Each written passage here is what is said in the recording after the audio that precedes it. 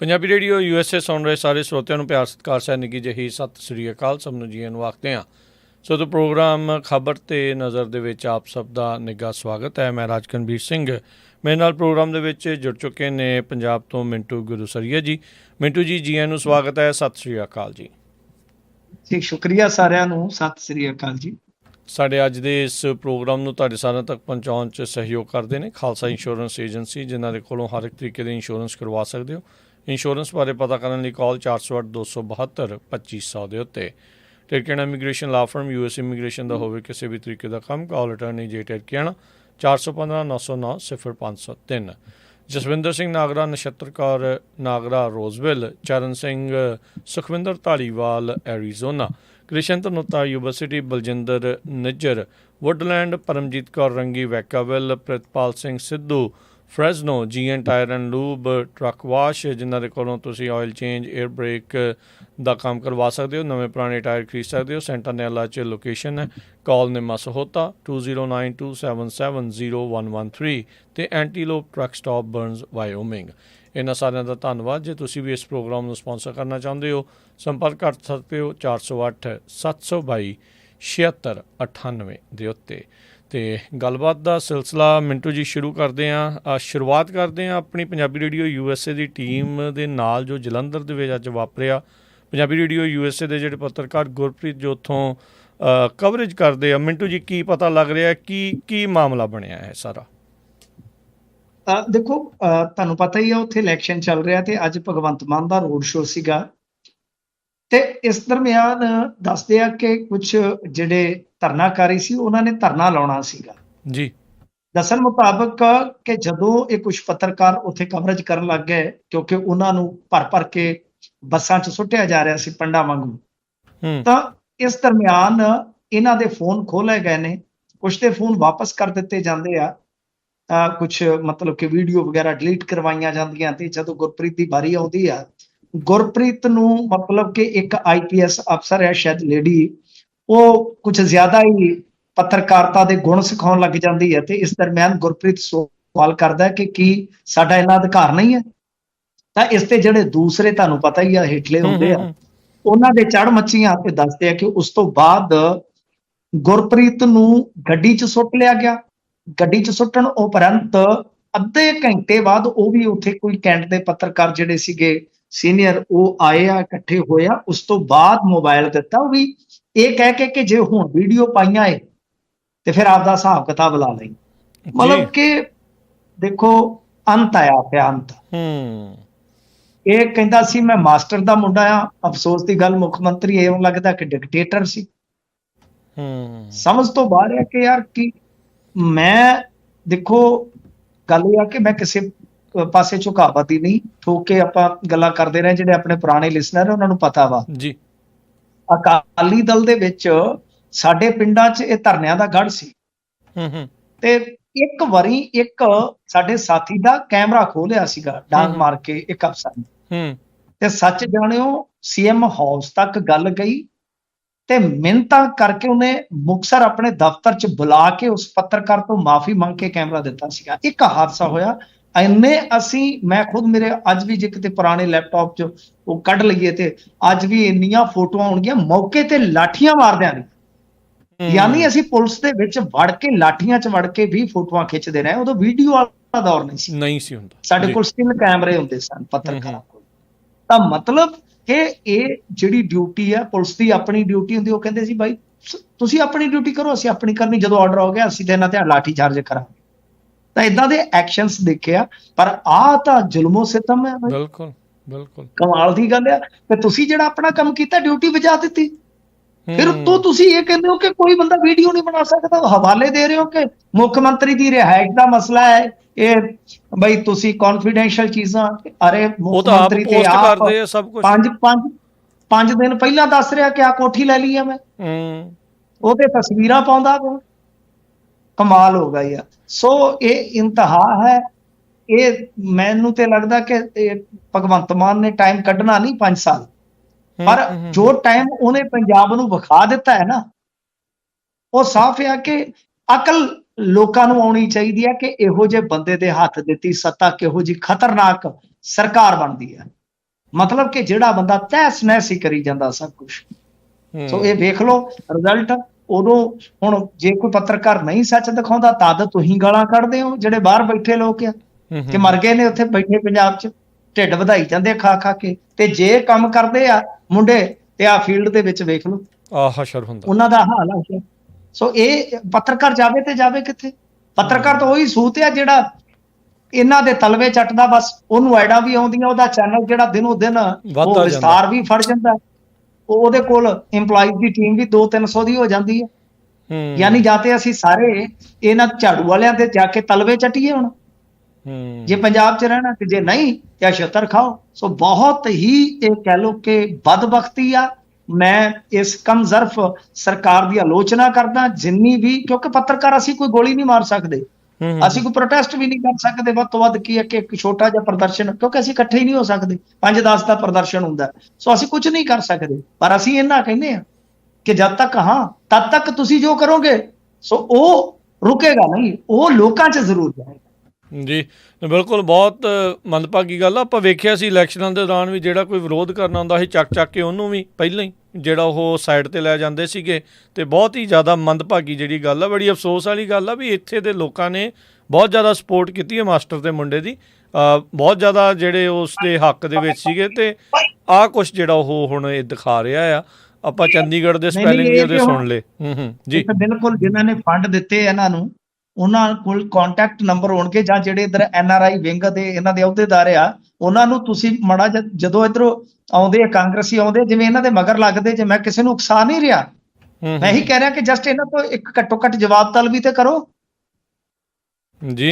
Dollar ਤਾਂ ਤੁਸੀਂ ਸਾਡੇ ਤੋਂ ਲੈਂਦੇ ਤੇ ਸਾਡੇ ਪੱਤਰਕਾਰਾਂ ਨੂੰ ਉੱਥੋਂ ਕਟਾਈ ਜਾਂਦੇ ਹੋ, ਤੁਸੀਂ ਸ਼ਰਮ ਕਰੋ ਕੋਈ। ਬਿਲਕੁਲ, ਚੈਨਲ ਤਾਂ ਉਹਨਾਂ ਨੇ ਉੱਥੇ ਸਾਡਾ ਬੰਦ ਕੀਤਾ ਹੀ ਹੋਇਆ ਆ, ਤੇ ਪੰਜਾਬੀ ਰੇਡੀਓ USA ਦਾ ਕਿਸੇ ਨੂੰ ਵੀ ਨਹੀਂ ਛੱਡਦੇ। ਔਰ ਇਹ ਚੈਨਲ ਕੋਈ ਤੁਸੀਂ ਇਹ ਸੋਚੋ ਨਾ ਕਿ ਮੋਦੀ ਸਰਕਾਰ ਨੇ ਸਿੱਧਾ ਬੰਦ ਕੀਤਾ, ਨਹੀਂ, ਇਹ ਲਿਸਟਡ ਕਰਦੇ ਨੇ ਪਹਿਲਾਂ, ਇਹ ਲਿਸਟਡ ਕਰਦੇ ਨੇ ਸਾਡੇ ਨਾਲ। ਤਾਂ ਮੈਂ ਤਾਂ ਤੁਹਾਨੂੰ ਦੱਸਿਆ ਹੀ ਆ ਕਿ ਤੁਸੀਂ ਦੇਖੋਗੇ ਤੇ ਅਸੀਂ ਤੇ ਝਟਕੇ ਖਾਧੇ ਇਹਨਾਂ ਦੇ ਹੱਥੋਂ, ਤੇ ਸਾਨੂੰ ਇਹਨਾਂ ਦੇ ਵਿੱਚੋਂ ਹੀ ਬੰਦੇ ਦੱਸ ਦਿੰਦੇ ਆ ਕਿ ਬਾਈ ਕਿਸ ਤਰ੍ਹਾਂ ਚੁਣ ਕੇ ਨਿਸ਼ਾਨੇ ਲਾਏ ਜਾਂਦੇ ਆ। ਸੋ ਬੜੀ ਮੈਂ ਕਹੂੰਗਾ ਕਿ ਜਿੱਦਾਂ ਕਹਿ ਲਈਏ, ਜੇ ਆਪਾਂ ਵੇਖੀਏ ਤੇ ਮੈਨੂੰ ਲੱਗਦਾ ਕਿ ਪਤਨ ਵੱਲ ਜਾ ਰਹੇ ਆ ਭਗਵੰਤ ਮਾਨ। ਇਸ ਤੋਂ ਬਾਅਦ ਇਹ ਤੇ ਸਤੌਜ ਤੇ ਕਹਿੰਦੇ ਆ ਨਾ ਕਿ ਇਹਨਾਂ ਦਾ ਜੀ ਮੰਜਾ ਸਤੌਜ ਵਾਲੀ ਮੋਟਰ ਤੇ ਲੱਗੇਗਾ। ਮੈਨੂੰ ਲੱਗਦਾ ਕਿ ਇਹ ਪੰਜਾਬ 'ਚ ਰਹਿਣ ਜੋਗੇ ਵੀ ਨਹੀਂ ਬਚਣਗੇ ਜੇ ਇਸ ਤਰ੍ਹਾਂ ਹੀ ਚੱਲਦੇ ਰਹੇ। ਜੀ ਬਹੁਤ ਹੀ ਮੰਦਭਾਗੀ ਆ, ਬਹੁਤ ਹੀ ਅਫਸੋਸਜਨਕ ਜਿਹੜੀ ਇਹ ਗੱਲ ਆ।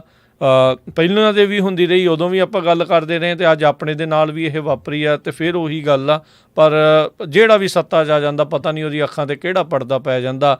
ਗੱਲਾਂ ਆਮ ਆਦਮੀ ਦੀਆਂ ਅਤੇ ਕੰਮ ਜਿਹੜੇ ਆ ਉਹ ਆਪਣੇ ਸਾਹਮਣੇ ਆ, ਕਿੱਦਾਂ ਖਾਸ ਔਰੰਗਜ਼ੇਬ ਵਾਲੇ ਕਰਦੇ ਆ ਕੰਮ, ਔਰੰਗਜ਼ੇਬ ਵਾਲੇ ਜਿਹੜੇ ਉਹ ਚੱਲਦੇ ਜੀ।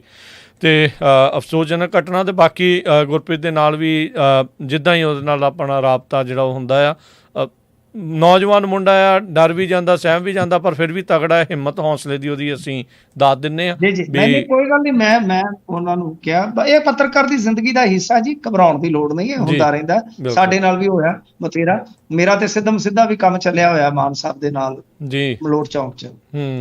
ਜੀ ਜੀ ਜੀ। ਤੇ ਮਿੰਟੂ ਜੀ, ਦੂਜੀਆਂ ਖਬਰਾਂ ਦੇ ਵੱਲ ਨੂੰ ਜੇ ਆਪਾਂ ਵਧੀਏ, ਅੰਮ੍ਰਿਤਪਾਲ ਸਿੰਘ ਨੂੰ 4 ਦਿਨਾਂ ਦੀ ਮਿਲੀ ਪੈਰੋਲ। ਜੀ ਬਿਲਕੁਲ, ਇਸ ਪੈਰੋਲ ਤੇ ਵੀ ਅੱਜ ਭੰਬਲ ਭੂਸਾ ਬਣਿਆ ਰਿਹਾ, ਕਿਉਂਕਿ 2 ਦਿਨ ਪਹਿਲਾਂ ਖਬਰਾਂ ਛਪ ਗਈਆਂ ਸਨ ਕਿ ਪੈਰੋਲ ਮਿਲ ਗਈ ਆ। ਉਸ ਤੋਂ ਬਾਅਦ ਲੀਗਲ ਟੀਮ ਦੇ ਵਿੱਚੋਂ ਰਾਜਦੀਪ ਸਿੰਘ ਖਾਲਸਾ, ਜਿਹੜੇ ਅਧਿਕਾਰਤ ਵਕੀਲ ਦੇ ਤੌਰ ਤੇ ਕਲੇਮ ਕਰਦੇ ਨੇ, ਉਹਨਾਂ ਨੇ ਕਿਹਾ ਸੀਗਾ ਕਿ ਸਾਡੇ ਕੋਲ ਕੋਈ ਇਨਫੋਰਮੇਸ਼ਨ ਨਹੀਂ। ਉਸ ਤੋਂ ਬਾਅਦ ਫਿਰ ਇੱਕ ਲੈਟਰ ਦਾ ਜ਼ਿਕਰ ਹੋਇਆ ਜਿਹਦਾ ਆਪਾਂ ਕੱਲ ਇਸ ਵੇਲੇ ਦੇ ਪ੍ਰੋਗਰਾਮ 'ਚ ਕਹਿ ਲਓ ਕਿ ਸਾਰਾ ਦੱਸ ਦਿੱਤਾ ਸੀ ਤਫਸੀਲ ਪੂਰਵਕ। ਤਾਂ ਉਸ ਤੋਂ ਬਾਅਦ ਅੱਜ ਇਹ ਖਬਰ ਆ ਜਾਂਦੀ ਆ ਕਿ ਇੰਜੀਨੀਅਰ ਰਾਸ਼ਿਦ ਨੇ ਜਿਸ ਦਿਨ 5 ਤਰੀਕ ਨੂੰ ਸਹੁੰ ਚੁੱਕਣੀ ਆ, ਤਾਂ ਉਸੇ ਦਿਨ ਹੀ ਸਹੁੰ ਚੁੱਕਣ ਵਾਸਤੇ ਅੰਮ੍ਰਿਤਪਾਲ ਸਿੰਘ ਉੱਥੇ ਹਾਜ਼ਰ ਰਹਿਣਗੇ। ਯਾਨੀ ਇੰਜੀਨੀਅਰ ਰਾਸ਼ਿਦ ਅਤੇ ਅੰਮ੍ਰਿਤਪਾਲ ਸਿੰਘ ਦੋਵੇਂ MP ਸਹੁੰ ਚੁੱਕਣਗੇ। ਤੇ ਇਹ ਜਿਹੜਾ ਸਹੁੰ ਚੁੱਕ ਦਾ ਪ੍ਰੋਗਰਾਮ ਹੋਏਗਾ, ਇਹ ਜੋ ਸਪੀਕਰ ਸਾਹਿਬ ਆ ਉਹਨਾਂ ਦੇ ਆਪਣੇ ਕੈਬਨ 'ਚ ਹੀ ਹੋ ਜਾਏ। ਜਿਵੇਂ ਆਪਾਂ ਦੇਖਿਆ 2 ਦਿਨ ਦਾ MPs ਦਾ ਪਹਿਲਾਂ ਸਮਾਗਮ ਹੋਇਆ ਨਾ, ਇਸ ਤਰ੍ਹਾਂ ਨਹੀਂ ਹੋਏਗਾ, ਉਹ ਅੱਡ ਤੋਂ ਹੋ ਜਾਏਗਾ। ਤਾਂ ਇਹ ਪਹਿਲਾਂ ਤੇ ਅਸੀਂ ਪੁੱਛਿਆ ਸੀ ਆਪਣੀ ਟੀਮ ਨੇ ਰਾਜਦੀਪ ਸਿੰਘ ਖਾਲਸਾ ਨੂੰ ਕਿ 4 ਦਿਨ ਦੀ ਪੈਰੋਲ, ਤਾਂ ਉਹਨਾਂ ਦੀ ਟੀਮ ਨੇ ਕਿਹਾ ਕਿ ਦੇਖੋ ਸਾਡੇ ਕੋਲ ਕੋਈ ਪੁਸ਼ਟੀ ਨਹੀਂ, ਖਬਰਾਂ ਹੀ ਆ ਰਹੀਆਂ ਨੇ, ਸਾਨੂੰ ਦਿੱਲੀ ਤੋਂ ਵੀ ਫੋਨ ਆ ਰਹੇ। ਪਰ ਉਸ ਤੋਂ ਬਾਅਦ ਮੈਂ ਕਿਸੇ ਚੈਨਲ ਤੇ ਬੈਠਾ ਸੀਗਾ ਰਾਜ ਕਰਨਵੀਰ ਸਿੰਘ ਜੀ, ਤੇ ਵਿੱਚੇ ਹੀ ਪ੍ਰੋਗਰਾਮ ਦੇ ਉਹਨਾਂ ਦਾ ਟੈਲੀਫੋਨ ਆ ਗਿਆ ਸੀ ਤੇ ਉਹਨਾਂ ਨੇ ਕਿਹਾ ਕਿ ਅਸੀਂ ਪੁਸ਼ਟੀ ਕਰਦੇ ਹਾਂ ਕਿ 4 ਦਿਨ ਦੀ ਪੈਰੋਲ ਜਿਹੜੀ ਆ ਕਨਫਰਮ ਹੋ ਗਈ ਆ। ਹੁਣ ਦੱਸਦੇ ਕਿ ਅੰਮ੍ਰਿਤਸਰ ਤੋਂ ਸਿਕਿਉਰਿਟੀ ਵੀ ਰਵਾਨਾ ਹੋ ਗਈ ਆ, ਕਿਉਂਕਿ ਦਿਨ ਥੋੜੇ ਹੀ ਰਹਿ ਗਏ ਨੇ, ਤੇ ਬਾਏ 에ਅਰ ਸ਼ਾਇਦ ਅਮਰਤਪਾਲ ਸਿੰਘ ਨੂੰ ਖੜਿਆ ਜਾਵੇਗਾ। ਤੇ ਸਭ ਤੋਂ ਵੱਡੀ ਗੱਲ ਇਹ ਆ ਕਿ 4 ਦਿਨ ਦੀ ਪੈਰੋਲ ਬਾਰੇ ਹਾਲੇ ਇਹ ਨਹੀਂ ਪਤਾ ਲੱਗ ਰਿਹਾ ਕਿ 4 ਦਿਨ ਦੀ ਪੈਰੋਲ ਦੀਆਂ ਸ਼ਰਤਾਂ ਕੀ ਹੋਣਗੀਆਂ। ਸ਼ਰਤਾਂ ਕੀ ਹੋਣਗੀਆਂ? ਕਿ ਦਿੱਲੀ ਦੇ ਏਰੀਏ 'ਚ ਹੀ ਰਹਿ ਸਕਦੇ ਆ, ਪੰਜਾਬ ਆ ਸਕਦੇ ਆ, ਘਰ ਜਾ ਸਕਦੇ, ਕਿਉਂਕਿ ਸ਼ਰਤਾਂ ਹੁੰਦੀਆਂ ਨੇ ਨਾ। ਬਿਲਕੁਲ। ਰਾਜ ਕਰਨਵੀਰ ਸਿੰਘ ਜੀ, ਇੰਡੀਅਨ ਜਦੋਂ ਵੀ ਕੋਈ ਇਸ ਤਰ੍ਹਾਂ ਮਤਲਬ ਕਿ ਅਦਾਲਤਾਂ ਫੈਸਲਾ ਦਿੰਦੀਆਂ ਨੇ ਜਾਂ ਕੋਈ ਵੀ ਜੁਡੀਸ਼ਰੀ ਦੇ ਵਿੱਚੋਂ ਕੋਈ ਵੀ ਇਸ ਤਰ੍ਹਾਂ ਨਿਕਲਦਾ ਹੈ ਬੰਦੀ, ਆਰਜ਼ੀ ਤੌਰ ਤੇ ਜਿਹੜੀ ਰਿਹਾਈ ਹੁੰਦੀ ਹੈ ਤਾਂ ਉਹਦੀਆਂ ਸ਼ਰਤਾਂ ਤੈਅ ਹੁੰਦੀਆਂ ਨੇ। ਤਾਂ ਸ਼ਰਤਾਂ ਕੀ ਨੇ ਇਹ ਕਨਫਰਮ ਆਪਾਂ ਕੱਲ ਹੀ ਕਰ ਸਕਦੇ ਹਾਂ ਰਾਜਦੀਪ ਸਿੰਘ ਖਾਲਸਾ ਜੀ ਨਾਲ। ਜੇ ਦੁਬਾਰਾ ਗੱਲ ਹੋ ਗਈ ਤਾਂ ਫੇਰ ਪਤਾ ਲੱਗੇਗਾ, ਕਿਉਂਕਿ ਆਰਡਰ ਆਇਆ ਕੋਈ ਤਫਸੀਲ ਪੂਰਵਕ, ਤੇ ਫੇਰ ਪਤਾ ਲੱਗਣਾ। ਉਧਰ ਮੈਂ ਜਾ ਕੇ ਦੇਖਿਆ ਸੀ, ਸਰਬਜੀਤ ਸਿੰਘ ਖਾਲਸਾ ਉਹਨਾਂ ਦਾ ਇੱਕ ਪੇਜ ਚੱਲਦਾ, ਤਾਂ ਉਹਨਾਂ ਨੇ ਵੀ ਕਨਫਰਮ ਕਰ ਰੱਖਿਆ ਕਿ 4 ਦਿਨ ਦੀ ਪੈਰੋਲ ਜਿਹੜੀ ਆ ਮਿਲ ਗਈ। ਬਿਲਕੁਲ। ਸੋ ਕੀ ਮਿੰਟੂ ਜੀ, ਚਲੋ ਇਹਦੇ ਉੱਤੇ ਹੀ ਆ, ਵੈਸੇ ਕਾਫੀ ਏਰੀਏ ਸਵਾਲ ਹੋਇਆ ਵੀ ਹੋਣਾ, ਤੁਸੀਂ ਦੱਸਿਆ ਵੀ ਹੋਣਾ ਆ ਵੀ MP ਬਣਨ ਤੋਂ ਬਾਅਦ 'ਚ NSA ਟੁੱਟਣ ਦੀ ਸੰਭਾਵਨਾ ਜਾਂ ਇਹ ਕੇਸ ਦੇ ਵਿੱਚੋਂ ਬਾਹਰ ਨਿਕਲਣ ਦੀ ਕੀ ਸੰਭਾਵਨਾ ਰਹਿੰਦੀ ਆ? ਦੇਖੋ, ਮੈਨੂੰ ਇਉਂ ਲੱਗਦਾ ਜੇ ਪੈਰੋਲ, ਕਿਉਂਕਿ ਇੰਜੀਨੀਅਰ ਰਾਸ਼ਿਦ ਨੂੰ ਪੈਰੋਲ ਨਹੀਂ ਮਿਲੇ, ਉਹ UAPA ਦਾ ਮਾਮਲਾ ਹੈ, ਕਿਉਂਕਿ ਉਹ ਦੰਡਾਤਮਕ ਹੈ, ਸਜ਼ਾ ਯੁਕਤ ਹੈ, ਯਾਨੀ ਉਹ ਸਜ਼ਾ ਯੋਗ ਹੈ। ਸੌਰੀ, ਸਜ਼ਾ ਯੋਗ ਜਿਹੜਾ ਅਪਰਾਧ ਹੁੰਦਾ ਇੱਕ ਵੱਖਰੀ ਗੱਲ ਆ, ਉਹਦੇ 'ਚ NIA ਇਨਵੋਲਵ ਹੁੰਦੀ ਹੈ, ਤੁਹਾਨੂੰ ਪਤਾ ਹੀ ਆ। ਤਾਂ ਉਹ UAPA ਇੱਕ ਬਹੁਤ ਸਖਤ ਕਾਨੂੰਨ ਹੈ, ਜਦ ਕਿ ਅਮਰਤਪਾਲ ਸਿੰਘ ਤੇ ਲੱਗਾ ਜਿਹੜਾ NSA ਆ, ਉਹਨਾਂ ਦੇ ਸਾਥੀਆਂ ਤੇ ਵੀ ਨਾਲ ਲੱਗਿਆ ਜਿਹੜਾ, ਇਹ ਕੋਈ ਜ਼ਿਆਦਾ ਵੱਖਰਾ ਤੇ ਜ਼ਿਆਦਾ ਕੋਈ ਸਖਤ ਕਾਨੂੰਨ ਨਹੀਂ। ਇਹਨੂੰ ਆਪਾਂ ਕਹਿ ਲਓ ਕਿ ਪ੍ਰੀਵੈਂਟਿਵ ਜਿਹੜੀ ਉਹ ਡਿਟੈਂਸ਼ਨ ਹੁੰਦੀ ਉਹਨੂੰ ਕਹਿ ਸਕਦੇ ਆ ਆਪਾਂ। ਤਾਂ ਜੇ ਮੰਨ ਲਓ ਪੈਰੋਲ ਮਿਲਦੀ ਆ, ਦੇਖੋ ਪਿੱਛੇ ਕੀ ਸੋਚ ਰਹੇਗੀ ਭਾਜਪਾ ਦੀ ਜਾਂ ਪੰਜਾਬ ਸਰਕਾਰ ਦੀ, ਮੈਂ ਉਹਦੇ ਬਾਰੇ ਨਹੀਂ ਕੁਝ ਟੀਕਾ ਟਿੱਪਣੀ ਕਰਾਂਗਾ, ਉਹ ਹਾਲਾਤ ਆਪੇ ਦੱਸਣਗੇ। ਜਾਂ ਕੋਈ ਸ਼ਾਇਦ ਹੋ ਸਕਦਾ ਜਿਵੇਂ ਪ੍ਰੇਮ ਸਿੰਘ ਚੰਦੂ ਮਾਜਰਾ ਦੀ ਗੱਲਬਾਤ ਚੱਲੀ ਆ, ਅਸੀਂ ਉਹ ਜੋੜ ਸਕਦੇ ਹਾਂ ਕਿ ਸ਼ਾਇਦ ਇਸ ਧੜੇ ਨੇ, ਕਿਉਂਕਿ ਇਹਨਾਂ ਦੇ ਵਿੱਚੋਂ ਕਈ ਬੰਦਿਆਂ ਦੀ ਨੇੜਤਾ ਜਿਹੜੀ ਆ ਉਹ ਅਮਿਤ ਸ਼ਾਹ ਦੇ ਨਾਲ ਹੈਗੀ ਆ, ਕਿ ਸ਼ਾਇਦ ਕੋਈ ਗੱਲ ਚਲਾਈ ਹੋਵੇ। ਉਹ ਬਾਅਦ ਦੀਆਂ ਗੱਲਾਂ ਨੇ, ਉਹ ਸਮਾਂ ਆਪੇ ਨਿਸਤਾਰਾ ਕਰਦਾ ਹੁੰਦਾ, ਮੈਂ ਕਿਸੇ ਤੇ ਕੋਈ ਬਲੇਮ ਗੇਮ ਨਹੀਂ ਖੇਡਾਂਗਾ। ਤਾਂ ਮੇਰੇ ਕਹਿਣ ਦਾ ਮਤਲਬ ਇਹ ਆ ਕਿ ਜੇ ਪੈਰੋਲ, ਮੇਰਾ ਵਿਅਕਤੀਗਤ ਨਜ਼ਰੀਆ ਹੈ ਕਿ ਜੇ ਪੈਰੋਲ ਮਿਲਦੀ ਹੈ ਤਾਂ ਸਮਝ ਲਓ ਕਿ NSA ਟੁੱਟ ਗਿਆ, ਇੱਕ ਤਰ੍ਹਾਂ ਨਾਲ NSA ਫਿਰ ਟੁੱਟ ਜਾਏਗਾ। ਹੋ ਸਕਦਾ ਉਹਦੇ 'ਚ ਕੋਈ ਥੋੜਾ ਟਾਈਮ ਲੱਗੇ, ਪਰ ਇਹ ਤਾਂ ਡੈਫੀਨਿਟਲੀ ਆਪਾਂ ਕਹਿ ਸਕਦੇ ਹਾਂ ਕਿ ਫਿਰ ਐਕਸਟੈਂਸ਼ਨ ਜ਼ਿਆਦਾ ਨਹੀਂ ਰਹਿੰਦੀ, ਕਿਉਂਕਿ ਇੱਕ ਗਰਾਊਂਡ ਬਣ ਜਾਏਗਾ ਕਿ 4 ਦਿਨ ਦੀ ਪੈਰੋਲ ਆ, ਉਹ ਸ਼ਰਤਾਂ ਦੇ ਤਹਿਤ ਕੱਟ ਲਈ ਆ, ਤਾਂ ਤੁਸੀਂ ਵੱਧ ਤੋਂ ਵੱਧ ਬੇਲ ਬਾਉਂਡ ਭਰਾ ਲਓ MP ਦਾ ਤੇ ਉਹਨੂੰ ਵਿਚਰਨ ਦਿਓ। ਤਾਂ ਪਰ ਇਹ ਆ, ਮੈਂ ਤੁਹਾਨੂੰ ਅੱਗੇ ਦੱਸਿਆ ਕਿ ਇੱਕ ਚੀਜ਼ ਰਾਜ ਕਰਨਵੀਰ ਸਿੰਘ ਜੀ ਜਿਹੜੀ ਸ਼ਾਇਦ ਤੁਹਾਡੇ ਤੱਕ ਘੱਟ ਪਹੁੰਚੀ, ਆਪਾਂ ਹੀ ਸ਼ਾਇਦ ਗੱਲ ਕੀਤੀ ਹੋਏਗੀ, ਜਿਹੜੇ ਇਹਨਾਂ ਨੇ ਕਾਨੂੰਨ ਹੁਣ ਨਵੇਂ ਲਿਆਂਦੇ ਆ ਨਾ, ਹਾਂਜੀ, ਉਹਦੇ ਚ ਅਲੈਦਗੀ ਦੀ ਜਿਹੜੀ ਇੱਕ ਲਹਿਰ ਹੈ, ਉਹਦਾ ਪ੍ਰਚਾਰ ਹੈ ਜਿਹੜਾ, ਉਹ ਬੜਾ ਕਠਿਨ ਕਰ ਦਿੱਤਾ ਗਿਆ, ਬਹੁਤ ਕਠਿਨ ਕਰ ਦਿੱਤਾ ਗਿਆ, ਬਹੁਤ ਜ਼ਿਆਦਾ। ਕਿਉਂਕਿ ਮੈਂ ਡੀਪਲੀ ਜਾ ਕੇ ਉਹਨੂੰ ਥੋੜਾ ਪੜ੍ਹਿਆ, ਠੀਕ ਹੈ, ਕਾਫੀ ਜ਼ਿਆਦਾ। ਇੱਕ ਤੇ ਆ ਕਿ ਜੇ ਮੰਨ ਲਓ ਕੋਈ ਪਬਲਿਕ ਪ੍ਰਾਪਰਟੀ ਨੂੰ ਡੈਮੇਜ ਕਰਦਾ ਆ ਜਾਂ ਐਸੈਂਸ਼ੀਅਲ ਸਰਵਿਸਿਜ਼ ਨੂੰ ਪ੍ਰਭਾਵਿਤ ਕਰਦਾ ਆ, ਤੇ ਇਹ ਸਾਰੇ ਆ ਗਏ ਧਰਨਾ ਮੁਜ਼ਾਹਰੇ, ਇਹਨਾਂ ਤੇ ਅੱਤਵਾਦ ਵਾਲਾ ਕੇਸ ਵੀ ਚਲਾਇਆ ਜਾ ਸਕਦਾ। ਨੋ ਪੈਰੋਲ ਨੋ ਰਿਹਾਈ, ਇਹ ਕਿਸਾਨ ਯੂਨੀਅਨ ਵਾਲੇ ਬੋਲਣ ਹੀ ਨਹੀਂ ਡਏ, ਪੰਜਾਬ ਦਾ ਕੋਈ MP ਬੋਲਿਆ ਹੀ ਨਹੀਂ ਕਿ ਇਹ ਤਾਂ ਕੱਲ ਨੂੰ ਮੰਨ ਲਓ ਐਸੈਂਸ਼ੀਅਲ ਸਰਵਿਸਿਜ਼, ਤੁਹਾਨੂੰ ਪਤਾ ਹੀ ਆ ਕਿ ਜੇ ਮੰਨ ਲਓ ਨੌਬਤ ਇੱਥੋਂ ਤੱਕ ਆ ਜਾਏ, ਕੋਈ ਹਾਈਵੇ ਜਾਮ ਕਰਨਾ ਪੈ ਜਾਵੇ, ਤਾਂ ਉੱਥੇ ਵੀ ਲਾਇਆ ਜਾ ਸਕਦਾ। ਫਿਰ ਫਾਈਨੈਂਸ਼ੀਅਲੀ ਜੇ ਤੁਸੀਂ ਡੈਮੇਜ ਕਰਦੇ ਹੋ ਇਹ ਭਾਰਤੀ ਪ੍ਰਭੂ ਸੱਤਾ ਨੂੰ ਜਾਂ ਸਰਕਾਰ ਨੂੰ, ਤਦ ਵੀ। ਤੇ ਇਹਦੇ 'ਚ ਵੀ ਜੇ ਜਾ ਕੇ ਤੁਸੀਂ ਵੇਖੋ ਕਿ ਸੈਡੀਸ਼ਨ ਦੀ ਜਗ੍ਹਾ ਤੇ ਜਿਹੜਾ ਇਹਨਾਂ ਨੇ ਲਿਆਂਦਾ ਹੈ, ਉਹਦੇ ਵਿੱਚ ਹੁਣ ਇਹ ਆ ਕਿ ਤੁਸੀਂ ਅਲੈਦਗੀ ਦੀ ਜਿਹੜੀ ਭਾਵਨਾ ਉਸਨੂੰ ਪ੍ਰੇਰ ਵੀ ਨਹੀਂ ਸਕਦੇ, ਮਤਲਬ ਪ੍ਰਚਾਰ ਵੀ ਨਹੀਂ ਕਰ ਸਕਦੇ। ਤਾਂ ਇਹ ਚੀਜ਼ ਜਿਹੜੀ ਆ ਇਹ ਦੇਖਣੀ ਹੋਏਗੀ। ਇਹ ਬਹੁਤ ਕਹਿ ਲਓ ਕਿ ਸਖਤ ਆ, ਕਿ ਜਿਵੇਂ ਆਪਾਂ ਅੱਗੇ ਇੱਕ ਲਿਬਰਟੀ ਸੀਗੀ ਕਿ ਸੁਪਰੀਮ ਕੋਰਟ ਨੇ ਇਹ ਚੀਜ਼ ਪ੍ਰੋਟੈਕਟ ਕਰ ਦਿੱਤੀ ਸੀਗੀ ਕਾਨੂੰਨਨ, ਕਿ ਭਾਰਤੀ ਸੰਵਿਧਾਨ ਦੇ ਦਾਇਰੇ 'ਚ ਰਹਿ ਕੇ ਕੋਈ ਵੀ ਬੰਦਾ ਪੀਸਫੁਲੀ ਅਲੈਦਗੀ ਦੀ ਭਾਵਨਾ ਪ੍ਰਗਟ ਕਰ ਸਕਦਾ ਹੈ। ਜਿਵੇਂ ਆਪਾਂ ਦੇਖਿਆ ਸਿਮਰਨਜੀਤ ਸਿੰਘ ਮਾਨ ਹੋਰਾਂ ਨੇ ਆਪਣਾ ਸਾਰਾ ਜੀਵਨ ਰਾਜਨੀਤਿਕ ਜਿਹੜਾ ਸੀਗਾ ਉਹ ਇਸ ਤਰ੍ਹਾਂ ਗੁਜ਼ਾਰਿਆ ਕਿ ਨਾਲੇ MP ਵੀ ਬਣਦੇ ਰਹੇ, ਚੋਣਾਂ ਵੀ ਲੜਦੇ ਰਹੇ, ਨਾਲੇ ਕਹਿੰਦੇ ਰਹੇ ਕਿ ਖਾਲਿਸਤਾਨ ਸਾਡੀ ਡਿਮਾਂਡ ਹੈ।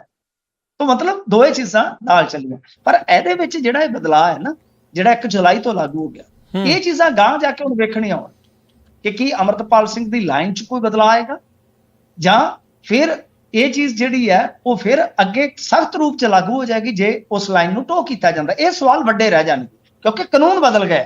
ਇਹ ਕਾਨੂੰਨ 1 ਜੁਲਾਈ ਤੋਂ ਲਾਗੂ ਹੋਇਆ। ਪਿੱਛੇ ਜੋ ਵੀ ਰਜਿਸਟਰਡ ਹੋਏ ਨਾ ਮੁਕੱਦਮੇ ਰਾਜ ਕਰਨਵੀਰ ਸਿੰਘ ਜੀ, ਉਹਨਾਂ ਤੇ ਕੋਈ ਪ੍ਰਭਾਵ ਨਹੀਂ ਹੈ।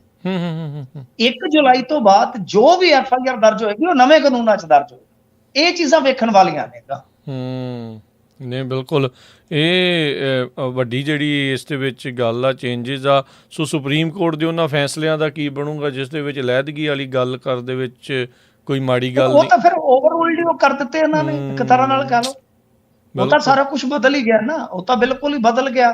ਹੁਣ ਉਹ ਆ ਕਿ ਸੁਪਰੀਮ ਕੋਰਟ 'ਚ ਰਿਟ ਪਟੀਸ਼ਨਾਂ ਜਾਣਗੀਆਂ, ਫਿਰ ਪਤਾ ਲੱਗੇਗਾ। ਇਹ ਪਹਿਲਾ ਮੌਕਾ ਨਾ ਜਦੋਂ ਇਹਨਾਂ ਨੇ ਵੱਖਵਾਦੀ ਸ਼ਬਦ ਕਾਨੂੰਨ ਦੇ ਵਿੱਚ ਜੋੜ ਦਿਆ।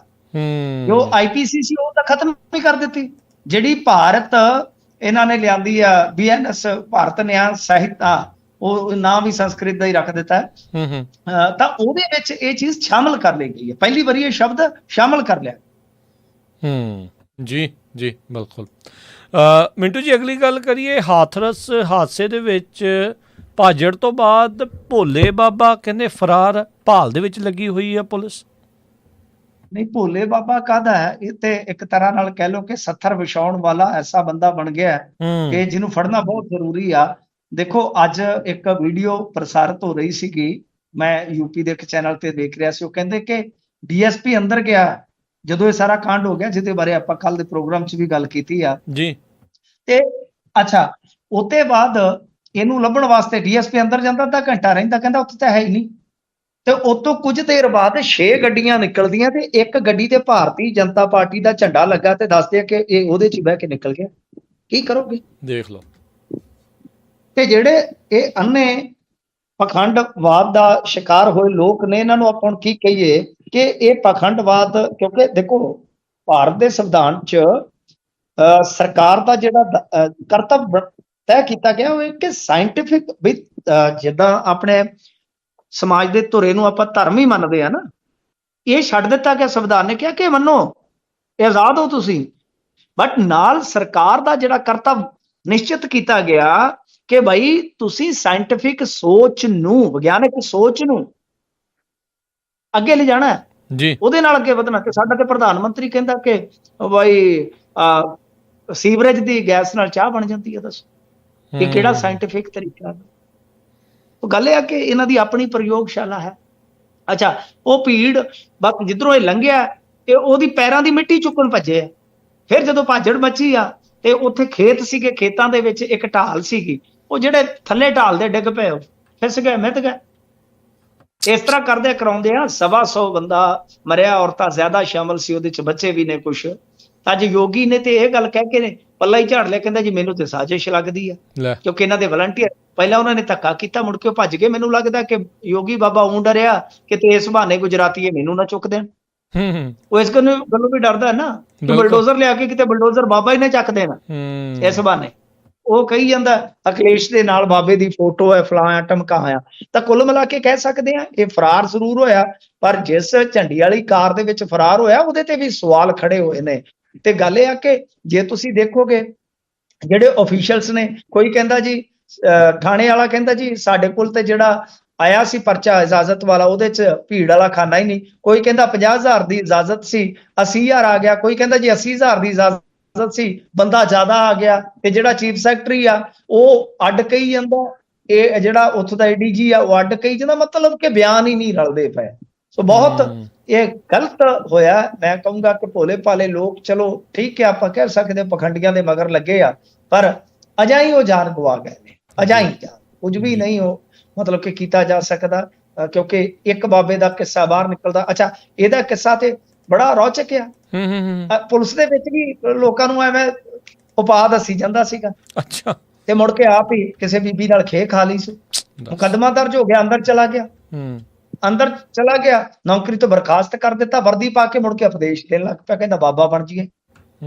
ਤੇ ਫਿਰ ਪੁਲਿਸ ਨੇ ਝਾੜਿਆ, ਵਰਦੀ ਲਾ ਕੇ ਤੇ ਮੁੜ ਕੇ ਚੰਗਾ ਕੰਮ ਚੱਲ ਗਿਆ, ਪਾ ਕੇ ਕੋਟ ਪੈਂਟ ਟਾਈ ਸ਼ਾਈ ਲਾ ਕੇ ਤੇ ਲੋਕਾਂ ਨੂੰ ਇਸ ਪਾਸੇ ਲਾ ਲਿਆ।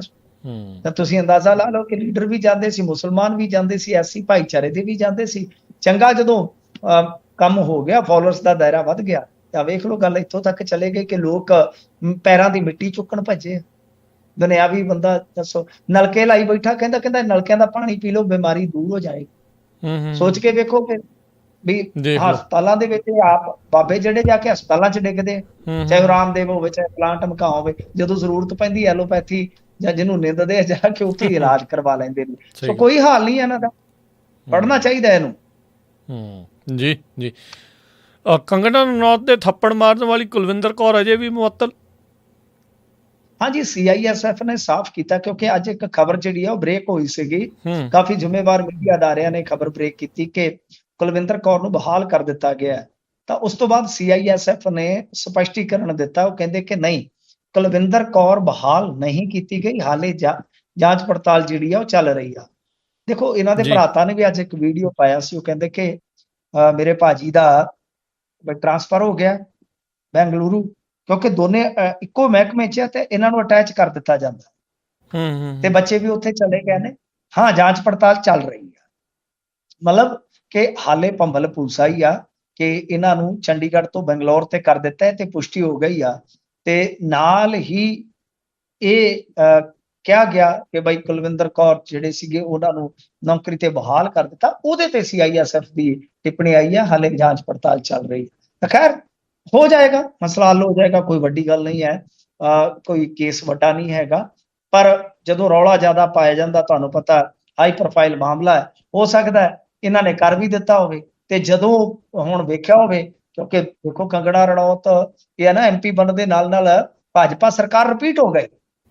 ਭਾਜਪਾ ਸਰਕਾਰ ਰਿਪੀਟ ਹੋ ਗਈ, ਹੁਣ ਤੁਹਾਨੂੰ ਪਤਾ ਹੀ ਆ, ਫਿਰ ਹੁਣ ਉਹਨੇ ਜਾ ਕੇ ਸਿਮਰਤੀ ਇਰਾਨੀ ਦੀ ਥਾਂ ਵੀ ਲੈਣੀ ਹੈ ਸਦਨ ਦੇ ਵਿੱਚ ਰੌਲਾ ਪਾਉਣ ਲਈ। ਥੋੜਾ ਵਜਨ ਵੀ ਹੋ ਜਾਂਦਾ, ਹਾਈ ਪ੍ਰੋਫਾਈਲ ਮਾਮਲਾ, ਹੋ ਸਕਦਾ ਕਿ ਫਿਰ ਪੈਰ ਇਹਨਾਂ ਨੇ ਪਿਛਾਕੜੀ ਖਿੱਚ ਲਿਆ। ਜੀ ਜੀ, ਬਿਲਕੁਲ। ਤੇ ਅਗਲੀ ਮਿੰਟੂ ਜੀ ਗੱਲ ਕਰਦੇ ਹਾਂ, ਬੀਬੀ ਜਗੀਰ ਕੌਰ ਹੁਣੀ ਜਿਹੜੇ ਆ ਕਸੂਤੇ ਫਸ ਗਏ। ਹਾਂਜੀ, ਦੇਖੋ, ਬੀਬੀ ਜਗੀਰ ਕੌਰ ਤੇ ਪਰਚਾ ਦਰਜ ਕਰਨ ਦਾ ਹੁਕਮ ਦਿੱਤਾ ਗਿਆ। ਮਤਲਬ ਕਿ ਜਿਹੜਾ ਇੱਕ ਸਕੂਲ ਚਲਾਉਂਦੇ ਨੇ ਇਹ ਬੇਗੋਵਾਲ ਦੇ ਵਿੱਚ, ਬੇਗੋਵਾਲ ਪਲੱਥ ਦੇ ਕੋਲ, ਤੁਹਾਨੂੰ ਪਤਾ ਹੀ ਆ। ਇਹਨਾਂ ਦਾ ਵੈਸੇ ਤੇ ਜਿਹੜਾ ਕਿੱਤਾ ਸੀਗਾ ਨਾ, ਉਹ ਅਧਿਆਪਨ ਸੀਗਾ। ਬਹੁਤ ਘੱਟ ਲੋਕਾਂ ਨੂੰ ਪਤਾ ਹੋਏਗਾ, ਰਾਜਕਰਨਵੀਰ ਜੀ। ਇਹ ਉਹਨਾਂ ਟਾਈਮਾਂ 'ਚ B.Ed ਕਰਕੇ ਬੈਠੇ ਸਨ, ਜਦੋਂ ਮੈਨੂੰ ਲੱਗਦਾ ਆਮ ਪਿੰਡਾਂ 'ਚ ਕਿਸੇ ਨੇ B.Ed ਦਾ ਨਾਂ ਹੀ ਨਹੀਂ ਸੁਣਿਆ, ਕਿਉਂਕਿ ਇਹਨਾਂ ਦਾ ਜਨਮ 1954 ਦਾ ਤੇ ਜਲੰਧਰ ਤੋਂ ਇਹਨਾਂ ਨੇ ਡਿਗਰੀ ਕੀਤੀ ਹੈ, ਚੰਡੀਗੜ੍ਹ ਵੀ ਪੜ੍ਹੇ। ਉਸ ਤੋਂ ਬਾਅਦ ਸ਼ਾਦੀ ਹੋ ਜਾਂਦੀ ਹੈ 1982 'ਚ। ਇਹਨਾਂ ਦੇ ਜਿਹੜੇ ਪਤੀ ਸੀ ਚਰਨਜੀਤ ਸਿੰਘ, ਉਹਨਾਂ ਦਾ ਇੰਤਕਾਲ ਹੋ ਜਾਂਦਾ ਤੇ 99 'ਚ ਸ਼ਾਇਦ ਇਹਨਾਂ ਦੇ ਜਿਹੜੇ ਸਹੁਰਾ ਸਾਹਿਬ ਸੀ ਬਾਬਾ ਹਰਨਾਮ ਸਿੰਘ, ਉਹਨਾਂ ਦਾ ਇੰਤਕਾਲ ਹੋ ਜਾਂਦਾ। ਤੇ ਉਸ ਤੋਂ ਬਾਅਦ ਜਿਹੜਾ ਮੁਰਾਰੇ ਵਾਲਾ ਡੇਰਾ, ਉਹਦਾ ਮਤਲਬ ਸਾਰਾ ਪ੍ਰਬੰਧ ਆ ਇਹਨਾਂ ਨੂੰ ਸੰਭਾਲਣ ਦਾ ਮੌਕਾ ਮਿਲਦਾ। ਤੇ 95 'ਚ ਜੁਆਇਨਿੰਗ ਹੋ ਜਾਂਦੀ ਹੈ ਅਕਾਲੀ ਦਲ ਬਾਦਲ 'ਚ, ਤੇ 97 ਤੋਂ ਬਾਅਦ ਤਾਂ ਹੁਣ ਤੁਹਾਨੂੰ ਪਤਾ ਕਿ ਕੀ ਹੋਇਆ। ਕਦੇ ਸੁਖਪਾਲ ਖਹਿਰੇ ਤੋਂ ਹਾਰ ਗਏ ਬੀਬੀ ਜੀ, ਕਦੇ ਸੁਖਪਾਲ ਖਹਿਰੇ ਨੂੰ ਹਰਾ ਦਿੱਤਾ, ਇਹੀ ਕੁਝ ਚੱਲੀ ਗਿਆ। ਕਦੇ ਇਧਰਲੀ ਕੰਟਰੋਵਰਸੀ, ਕਦੇ ਉਧਰਲੀ ਕੰਟਰੋਵਰਸੀ। ਤਾਂ ਬਹਰਹਾਲ ਇਹ ਇੱਕ ਪਟੀਸ਼ਨ ਪਈ ਸੀ ਇਹਨਾਂ ਦੇ ਖਿਲਾਫ। 172 ਕਨਾਲ ਦਾ ਮਾਮਲਾ ਸੀਗਾ ਕਿ ਨਗਰ ਪੰਚਾਇਤ ਦੀ ਜਿਹੜੀ 172 ਕਿੱਲਿਆਂ ਦੀ ਜ਼ਮੀਨ ਆ, ਉਹਦੇ ਤੇ ਇਹਨਾਂ ਨੇ ਸਕੂਲ ਬਣਾਇਆ। ਬਾਅਦ ਦੇ ਵਿੱਚ ਹੌਲੀ ਹੌਲੀ ਕਾਲਜ ਬਣਾ ਦਿੱਤਾ ਗਿਆ ਤੇ ਇਹ ਮੰਗ ਕੀਤੀ ਗਈ ਸੀ ਕਿ ਇਸ ਮਾਮਲੇ ਦੇ ਵਿੱਚ CBI ਦੀ ਜਾਂਚ ਕਰਵਾਈ ਜਾਵੇ। ਫਿਰ ਉਹਨਾਂ ਨੇ ਵਿਜੀਲੈਂਸ ਤੋਂ ਜਾਂਚ ਕਰਵਾਈ ਮੁੱਢਲੇ ਤੌਰ ਤੇ ਜਿਹੜੇ ਦੋਸ਼ ਸੀ ਉਹ ਸਹੀ ਪਾਏ ਗਏ। ਦੱਸਦੇ ਆ ਕਿ ਨੋਟੀਫਾਈਡ ਏਰੀਆ ਕਮੇਟੀ ਦੀ ਇਹ ਜ਼ਮੀਨ ਸੀਗੀ, ਜਿਹੜੀ ਕਿ ਇਹਨਾਂ ਨੇ 1993 ਤੋਂ ਕਬਜ਼ੇ ਹੇਠ ਲਈ ਸੀਗੀ। ਤੇ ਹੁਣ ਤੱਕ ਦੱਸਦੇ ਆ ਕਿ ਸਿਰਫ ਇੱਕੋ ਇੱਕ ਨੋਟਿਸ ਜਿਹੜਾ ਛਡਾਉਣ ਵਾਸਤੇ ਦਿੱਤਾ ਗਿਆ ਸੀਗਾ। ਤੇ ਇਸੇ ਕਰਕੇ ਹੁਣ ਹਾਈ ਕੋਰਟ ਨੇ ਆਖਿਆ ਕਿ ਬਈ ਤੁਸੀਂ FIR ਦਰਜ ਕਰੋ, ਤੇ ਇਸ ਦੇ ਨਾਲ ਹੀ ਅਧਿਕਾਰੀਆਂ ਵਿਰੁੱਧ ਵੀ ਅਪਰਾਧਿਕ ਅਤੇ ਵਿਭਾਗੀ ਕਾਰਵਾਈ ਕਰਕੇ 6 ਮਹੀਨਿਆਂ ਦੇ ਅੰਦਰ ਅੰਦਰ ਰਿਪੋਰਟ ਦਿਓ। ਮਤਲਬ ਕਿ 5-6 ਕਰੋੜ ਦਾ ਮਸਲਾ ਸੀਗਾ।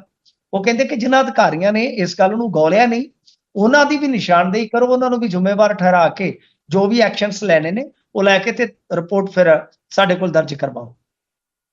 ਜੀ ਜੀ ਜੀ, ਬਿਲਕੁਲ।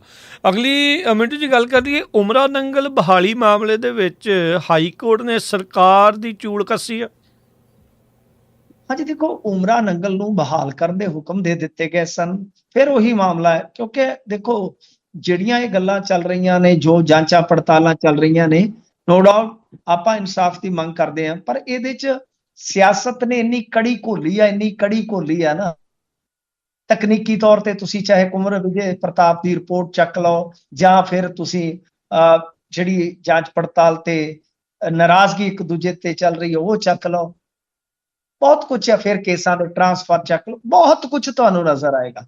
ਤਾਂ ਉਮਰਾ ਨੰਗਲ ਦਾ ਜਿਹੜਾ ਮਾਮਲਾ ਸੀਗਾ ਨਾ, ਉਹ ਇਹ ਸੀਗਾ ਕਿ ਹਾਈ ਕੋਰਟ ਨੇ ਫੈਸਲਾ ਦੇ ਦਿੱਤਾ ਸੀਗਾ ਕਿ ਉਮਰਾ ਨੰਗਲ ਨੂੰ 15 ਦਿਨਾਂ 'ਚ ਬਹਾਲ ਕਰੋ, ਪਰ ਹੁਕਮਾਂ ਦੇ ਬਾਵਜੂਦ ਇਹਨਾਂ ਨੇ ਅਵਗਿਆ ਕੀਤੀ ਹੈ ਤੇ ਹੁਣ ਫਿਰ ਦੁਬਾਰਾ ਝਾੜਾ ਫਟਕਾਰਾਂ ਸਮੇਤ ਆਰਡਰ ਹੋਇਆ ਕਿ 15 ਦਿਨਾਂ ਦੇ ਵਿੱਚ ਇਹਨਾਂ ਦੀ ਜਿਹੜੀ ਆ ਬਹਾਲੀ ਕੀਤੀ ਜਾਵੇ।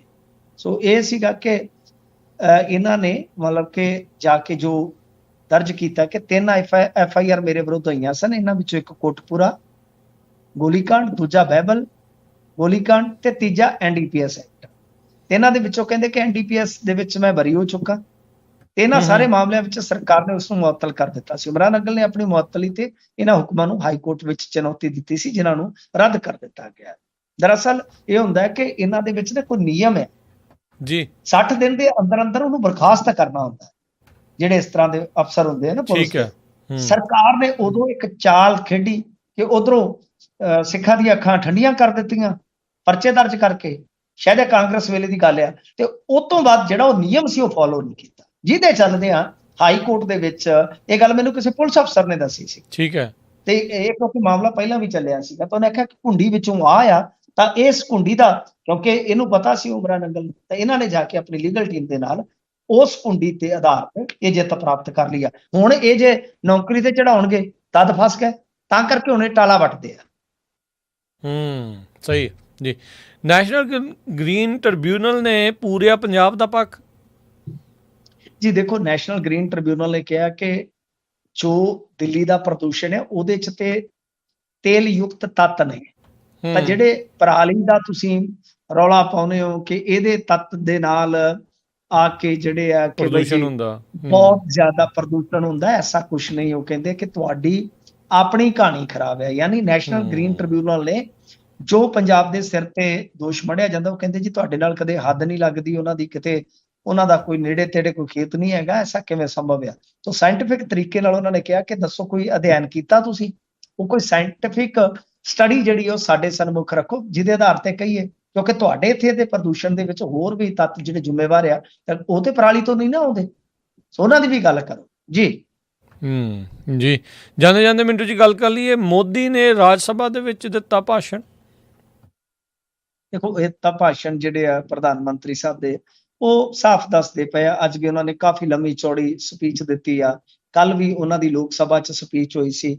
ਪਰ ਜੋ ਰਾਹੁਲ ਗਾਂਧੀ ਦੀ ਸਪੀਚ ਨੇ ਕਹਿ ਲਓ ਕਿ ਤੋਪੇ ਤੋੜੇ ਆ ਨਾ, ਜਿਸ ਤਰੀਕੇ ਦੇ ਨਾਲ ਲੋਕਾਂ ਦੇ ਵਿੱਚ ਚਰਚਾ ਛਿੜੀ ਆ, ਮੈਂ ਦੇਖੋ ਫਿਰ ਗੱਲ ਆ ਜਾਂਦੀ ਹੈ, ਅਸੀਂ ਕੋਈ ਨਰਿੰਦਰ ਮੋਦੀ ਦੇ ਕੋਈ ਮਿੱਥ ਕੇ ਵਿਰੋਧੀ ਨਹੀਂ ਹੈ, ਪਰ ਇਹ ਗੱਲ ਸਾਫ਼ ਆ ਕਿ ਰਾਹੁਲ ਗਾਂਧੀ ਨਰਿੰਦਰ ਮੋਦੀ ਦੇ ਬਰਾਬਰ ਦਾ ਲੀਡਰ ਬਣ ਚੁੱਕਾ ਹੈ, ਕਿਉਂਕਿ ਉਹਦੇ ਭਾਸ਼ਣ ਦੀ ਗੱਲਬਾਤ ਜ਼ਿਆਦਾ ਹੁੰਦੀ ਹੈ ਤੇ ਉਹਦੇ ਵੱਲੋਂ ਚੁੱਕੇ ਮੁੱਦੇ, ਚਾਹੇ ਪੇਪਰ ਲੀਕ ਹੋਣ, ਮਣੀਪੁਰ ਹੋਵੇ, ਤਾਂ ਇਹਨਾਂ ਤੇ ਜਵਾਬ ਵੀ ਦੇਣਾ ਪਿਆ ਪ੍ਰਧਾਨ ਮੰਤਰੀ ਨੂੰ। ਪਰ ਪਹੁੰਚੋਂ ਕਿ ਇਹਨਾਂ ਦੀ ਸੂਈ ਜਿਹੜੀ ਹੈ, ਬਾਡੀ ਲੈਂਗੁਏਜ ਤੇ ਇਹਨਾਂ ਦੀ ਕੁਝ ਹੋਰ ਦੱਸਦੀ ਹੈ, ਪਹੁੰਚੋਂ ਕਿ ਸੂਈ ਇਹਨਾਂ ਦੀ ਜਾਂਦੀ ਹੈ ਸਿਰਫ ਕਾਂਗਰਸ ਤੇ, ਜਾਂ ਇਹ ਕਹਿਣਗੇ ਕਿ ਇਹਨਾਂ ਨੇ ਆਹ ਕੀਤਾ, ਇਹਨਾਂ ਨੇ ਆਹ ਕੀਤਾ ਤੇ ਅਸੀਂ ਆਹ ਕੀਤਾ।